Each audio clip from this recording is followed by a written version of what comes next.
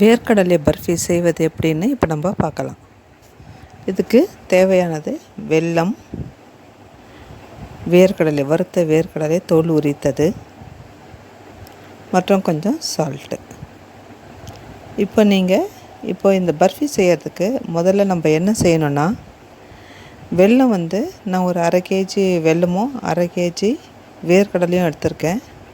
வெல்லத்தை ஒரு பாத்திரத்தில் போட்டு அதை சூடாக்கி கூட நான் ஒரு 1/2 டம்ளர் தண்ணி ஊற்றுறேன்.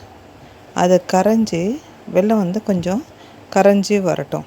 அது வரைக்கும் நீங்கள் அந்த வெல்லம் அடுப்புலேயே வைங்க.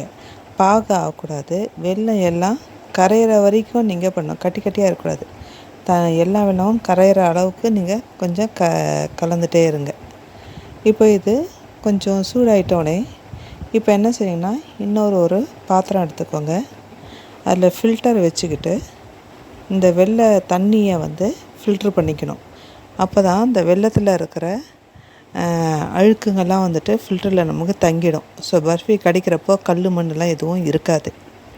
இப்போ இது வடிகட்டி எடுத்துட்டோன்னே இன்னொரு பாத்திரத்தில் இந்த வடிகட்டின வெள்ளை தண்ணியை அடுப்பில் வச்சு இந்த வெள்ளை தண்ணியை அதில் ஊற்றுங்க.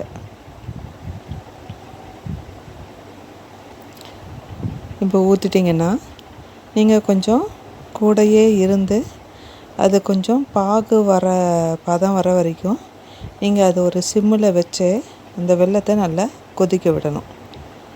அது டேஸ்ட்டுக்கு நம்ம அந்த வெல்லம் இன்னும் கொஞ்சம் நல்லா டேஸ்ட்டாக இருக்கணும்னா ஒரு சிட்டிகை உப்பு எடுத்து அதில் போடுங்க. இப்போ பார்த்தீங்கன்னா அது கொதிக்குது. இப்போ எப்படி நம்ம இந்த வெள்ளை பாகு ஆகிடுச்சானா கொஞ்சம் நீங்கள் கரண்டியில் எடுத்து ஊற்றுறப்ப பார்த்திங்கன்னா தண்ணியாக இருக்குது. அப்படின்னா அது இன்னும் பதம் வரலன்னு அர்த்தம். இப்போது பதம் வந்துடுச்சா இல்லையான்னு எப்படி செக் பண்ணுவோன்னா, நம்ம ஒரு சின்ன பாத்திரத்தில் தண்ணியை எடுத்து இந்த வெல்லத்தை வெள்ளை பாகு அதில் போட்டிங்கன்னா அது அந்த தண்ணியில் கரையக்கூடாது.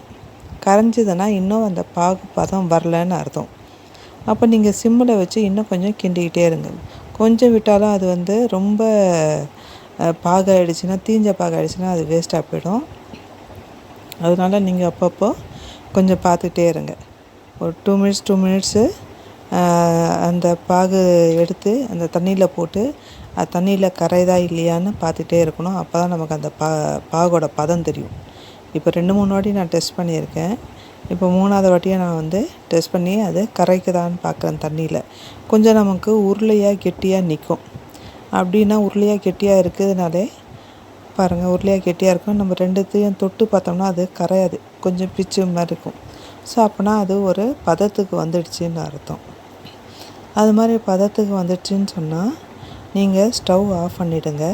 ஆஃப் பண்ணிவிட்டு அதில் நீங்கள் கொஞ்சம் கொஞ்சமாக வேர்க்கடலையை எடுத்து போட்டு கிண்டிக்கிட்டே இருங்க.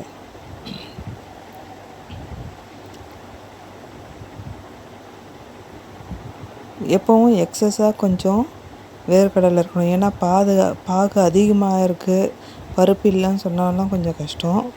பருப்பு அதிகமாக இருக்குது, பாகு இல்லைனாலும் கஷ்டம். ஸோ எக்ஸஸாக எதுக்கும் பருப்பை கொஞ்சம் ஜாஸ்தியாக வச்சுக்கோங்க. இப்போ நான் இதில் கொஞ்சம் கொஞ்சமாக இந்த வறுத்த வேர்க்கடலை, தோல் உரித்த வேர்க்கடலையாக அதில் போட்டு கிளறிட்டே இருக்கேன். இதில் நீங்கள் பார்த்தீங்கன்னா நான் எனக்கு பாகு கொஞ்சம் அதிகமாக இருக்கனால பருப்பும் பத்தாத போச்சு. அதனால் நான் என்ன பண்ணேன்னா, கொஞ்சம் வறுத்த உடச்சக்கல்லையும் அதில் சேர்த்து விட்டுருக்கேன். அதுவும் செய்யலாம், மிக்ஸ் பண்ணியும் சாப்பிட்லாம். ஸோ அதை கொஞ்சம் நான் சேர்த்துருக்கேன். இப்போ அது நல்லா கிண்டியாச்சு. இப்போ அது ஒரு தட்டில், அகலமான ஒரு தட்டில் எண்ணெயை தடவி இந்த பாகில் கலந்த வேர்க்கடலையை இப்போ அதில் தட்டில் போட்டு ஆற விட்டுருக்கேன்.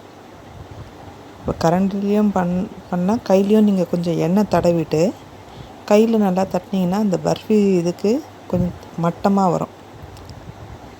கை கொஞ்சம் சுடும். கொஞ்சம் பதத்தை தாங்கிக்கிட்டு நீங்கள் அதை தட்டினா தான் கொஞ்சம் ஈவனாக வரும். இல்லை நீங்கள் உருண்டை பிடிக்கனாலும் அப்படியே உருண்டையை பிடிச்சிடலாம்.